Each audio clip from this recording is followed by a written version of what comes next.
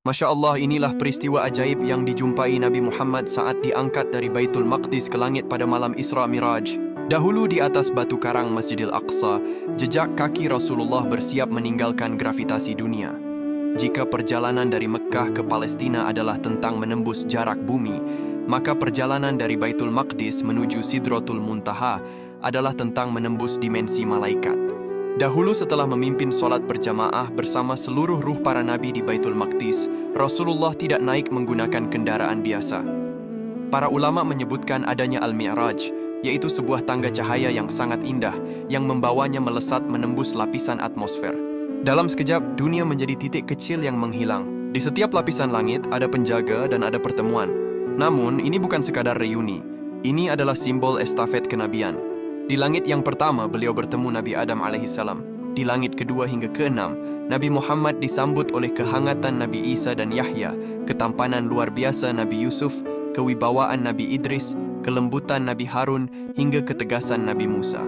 Ketika sampai di langit ketujuh, disinilah Nabi Muhammad melihat Nabi Ibrahim sedang bersandar di Baitul Ma'mur, yaitu sebuah Ka'bah di langit yang setiap harinya dimasuki oleh 70.000 malaikat yang berbeda, dan mereka tidak pernah kembali lagi ke sana karena antrean yang tak terbatas hingga kiamat.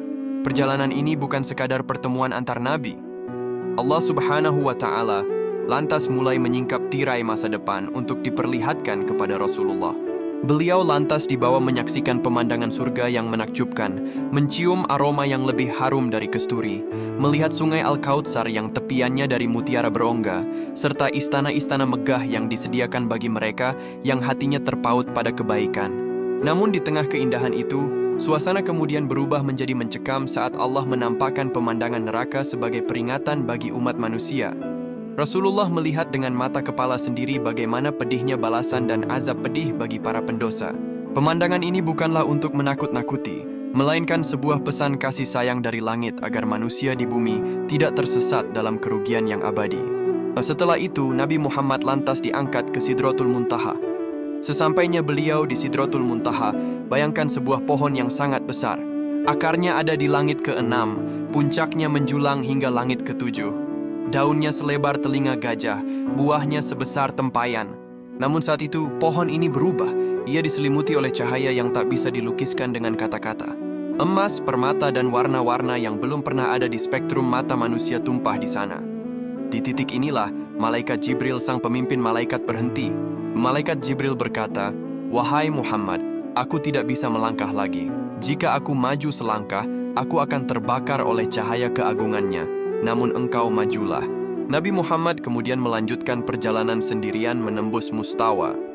Di sana, dalam kesunyian yang paling sunyi, beliau mendengar suara Sariful Aqlam, gesekan pena malaikat yang sedang menuliskan takdir-takdir di Lauhul Mahfuz.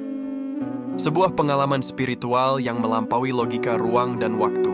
Puncak dari segalanya adalah pertemuan tanpa perantara dengan Allah Subhanahu wa Ta'ala.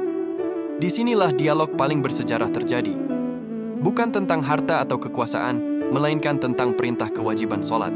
Awalnya 50 waktu, namun berkat negosiasi penuh kasih sayang atas saran Nabi Musa, Allah memangkasnya menjadi 5 waktu saja. Meski hanya 5, pahalanya tetap setara dengan 50 waktu. Inilah oleh-oleh terindah dari langit, sebuah cara agar manusia bisa bertemu Tuhan setiap hari melalui sujudnya. Peristiwa perjalanan Miraj Nabi Muhammad ini benar-benar keajaiban yang sangat luar biasa. Ketika fajar hampir menyingsing, Nabi Muhammad kemudian mulai kembali ke bumi. Ajaibnya, tempat tidurnya masih hangat, menunjukkan betapa singkatnya waktu dunia, namun betapa dahsyatnya perjalanan rohani tersebut. Kisah Mi'raj bukan sekadar perjalanan antariksa. Ia adalah pesan bahwa bagi seorang mukmin tidak ada batasan yang tak bisa ditembus selama ia memiliki iman. Jika bumi terasa sempit oleh beban hidup, ingatlah bahwa ada langit yang selalu terbuka untuk pengaduanmu.